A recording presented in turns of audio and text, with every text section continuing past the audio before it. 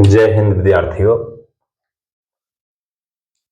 पिछली वीडियो में हमने क्लास 10th का एक्सरसाइज 1.1 का क्वेश्चन 3 तक हम लोगों ने देखा था और हमने बोला था कि जो है अगर क्वेश्चन 4 में कोई दिक्कत हो तो कमेंट कीजिएगा। तो कुछ विद्यार्थियों ने कमेंट किया था कि सर उसको भी बता दीजिए, तो चलिए उसको मैं लेकर आया हूँ।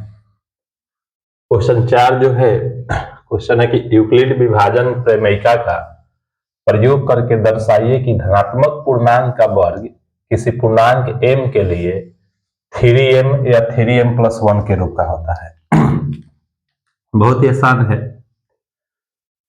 यूक्लिड विभाजन का यूज करना है और हमें दिखाना है कि धनात्मक पूर्णांक का वर्ग किसी पूर्णांक m के लिए 3m या 3m+1 के रूप का होता है। तो किसी धनात्मक पूर्णांक के लिए कह रहा है और यूक्लिड विभाजन का यूज करना है। तो यूक्लिड विभाजन जो होता है a बराबर bq प्लस r, तो a को हम क्या करेंगे कि धनात्मक पूर्णांक मान लेंगे।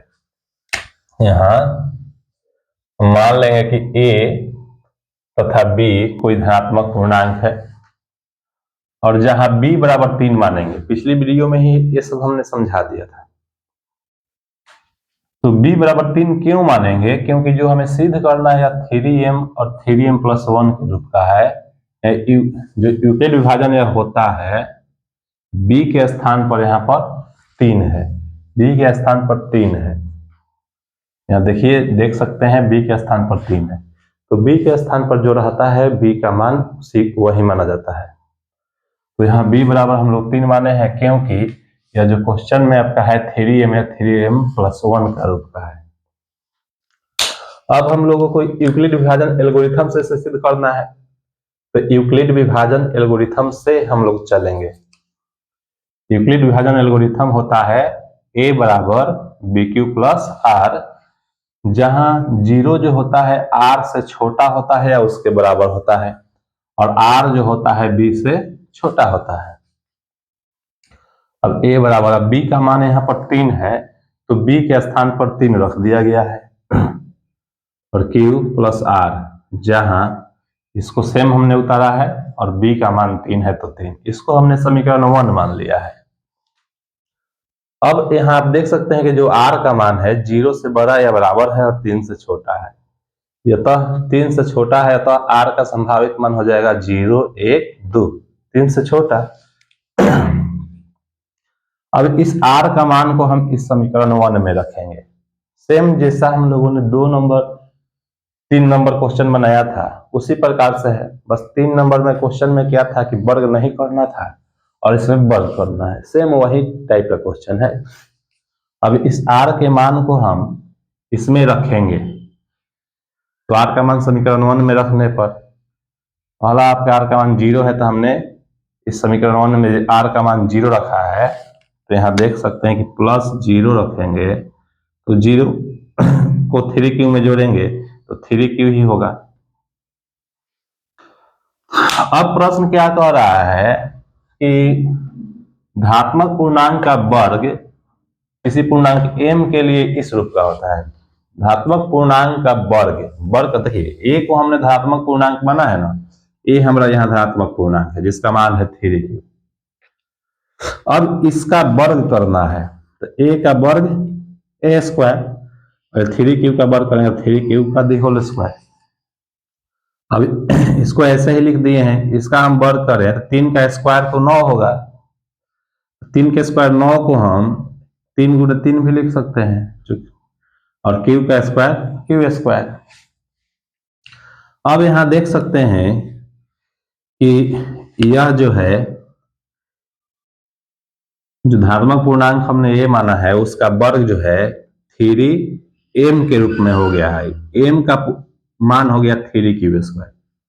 ध्यान दे सकते हैं जो 3m करना है 3 के गुना में m है, 3 के गुना में m है और यहाँ 3 के गुना में 3q² है, यानी m के स्थान पर यह है, तो यह m का मान हो गया।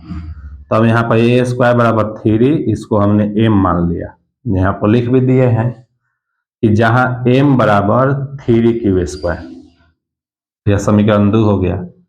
अब हम लोगों ने r का मान यहाँ क्या रखे हैं, अब समीकरण 1 में हम 1 रखेंगे, r का मान 1 रखेंगे, तो इसमें 1 रखेंगे तो यहाँ r के स्थान पर 1 हो जाएगा, r बराबर 1 रखने पर a बराबर 3q प्लस r के स्थान पर 1 हो गया। अब यह तो हमारा जो धनात्मक पूर्णांक है और प्रश्न कह रहा है कि धनात्मक पूर्णांक का वर्ग, तो फिर इसको वर्ग करेंगे, तो LHS में a है तो a का वर्ग a स्क्वायर, RHS में 3q प्लस 1 है, इसका वर्ग करेंगे तो 3q प्लस 1 का दी होल स्क्वायर।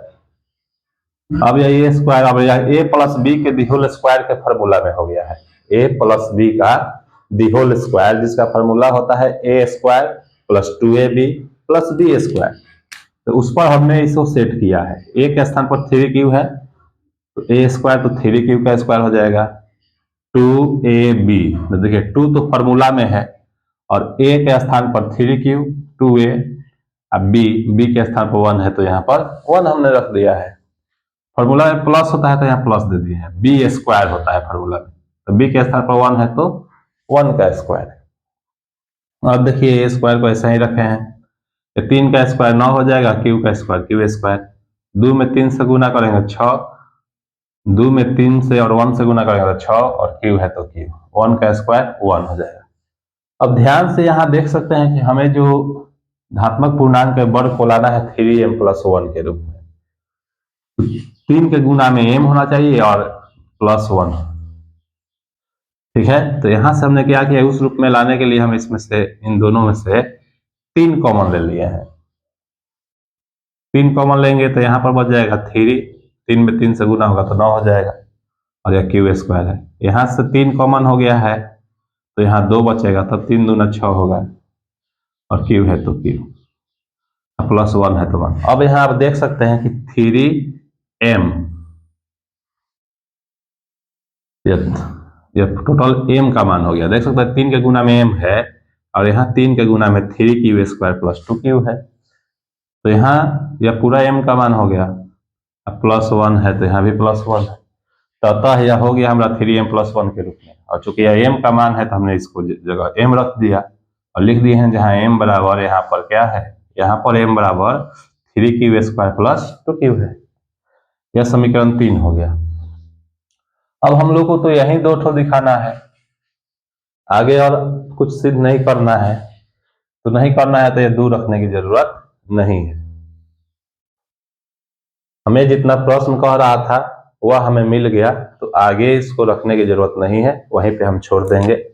अब यहाँ आप देख सकते हैं कि समीकरण 2 में ए स्क्वायर जो धनात्मक पूर्णांक a था उसका वर्ग जो है 3m है, और समीकरण 3 में धनात्मक पूर्णांक वर्ग जो है 3m प्लस 1 के रूप का हो गया। अतः इन समीकरण 2 और 3 से स्पष्ट है कि किसी भी धनात्मक पूर्णांक का वर्ग, यहाँ हम लोग लिख सकते हैं, यहाँ पर हम लोग लिख सकते हैं, अतः समीकरण 2 तथा 3 से स्पष्ट है कि, ठीक है, यह समीकरण 3 है हम लोग का।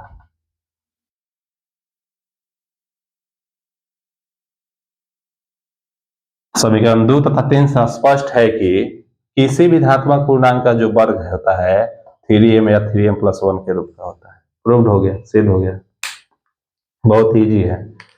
इसी प्रकार से एक मात्र और क्वेश्चन इस एक्सरसाइज में बच गया 5 नंबर, सेम इसी टाइप का है। करना क्या है कि बस यहाँ जो वर्ग हो रहा था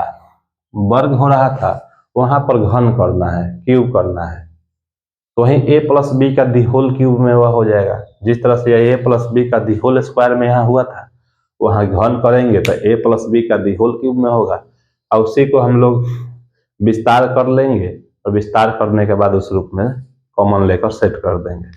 सेम इसी प्रकार से है।